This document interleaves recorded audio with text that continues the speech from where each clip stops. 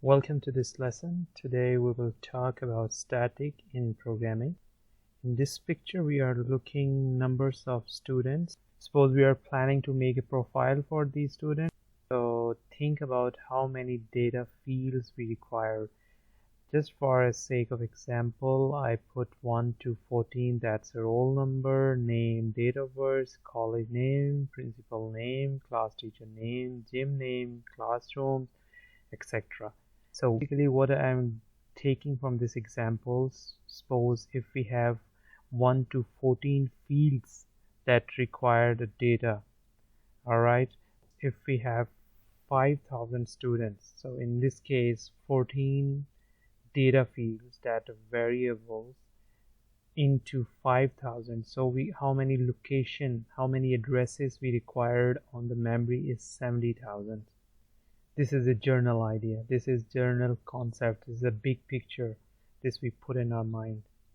Before going to understand static concept, we train our mind to understand this problem. So 14 into 5,000, that takes 70,000 addresses inside the memory.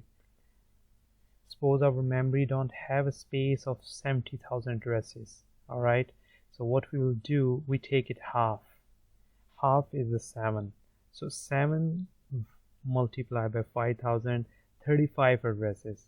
So for this example, our memory can accommodate 35,000 addresses, alright, but memory cannot handle 70,000 addresses, alright.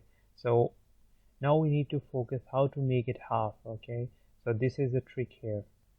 Can we look in the list from 1 to 14 and try to find out the common things? What are the commons to all the students? Name is a unique, okay. So, and the second is roll number, that definitely unique. So we cannot make it common for all students. Number 4, we'll take an example is a college name. So we take it out, so because it's college name, it's common for every student. Okay, so 6, class teacher name would be unique, and the principal name, it is common for all students. Class teacher name, no, different, it's not common. Gym name, there's possibility the one gym in the university or college or any place. So these numbers are the taken out because these are common for everyone. So 4, 5, 7, 9, 12, 13, 14. So if we take that 7 from all the 14 lists, so we can save 35,000 addresses from the memory. So rest of other 7s is belong to students. So these are all uniques. So does this make sense to you? So 7 variables is held for 5,000 students. So we don't need to redefine for each student. Just define once and it works for 5,000 students. This is a very basic example for 5,000 students. Suppose if we have some database of 5 million people. So think about it, how much memory can. So keep in your mind, these common variables are the static variables. Alright. We take an example and see how this static variable work in programming. So in this small example, we check the 3 variables. Number 1 is roll number, second is name, and third is college. So just like ask a quick question, which one is the common and which are the unique? So definitely roll number and names are unique and college is the common. So we make it college static. So in this case, if we have 5,000 students, we don't need to redefine college again 5,000 times. So just define it once, that's all. So this is our student class, okay. So we will go in our main class and we create an object for this first student, and we write his roll number and name, and second student roll number is 222 and name is BBB.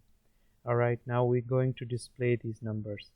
So we run our program and we can see here college name is common for everyone. We didn't write the college name yet, but it's a common for everyone. Suppose we increase our lists S2, S3, S4, S until student 5,000 students. So all of them have the common for everyone.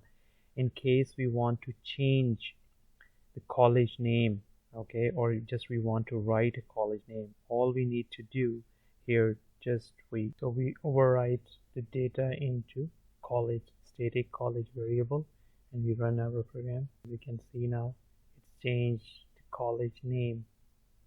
So this is example of 2 students, okay, but in the picture we saw 5,000 students. So keep in mind this new college, that the college static name only take memory one location, one address, not the 5,000 addresses. Alright, this is the advantage of static variable in the programming language. So we take common word from the data field. I hope you understand the concept of static variables. So we will talk about static method in the next video. Thanks for watching. Bye for now.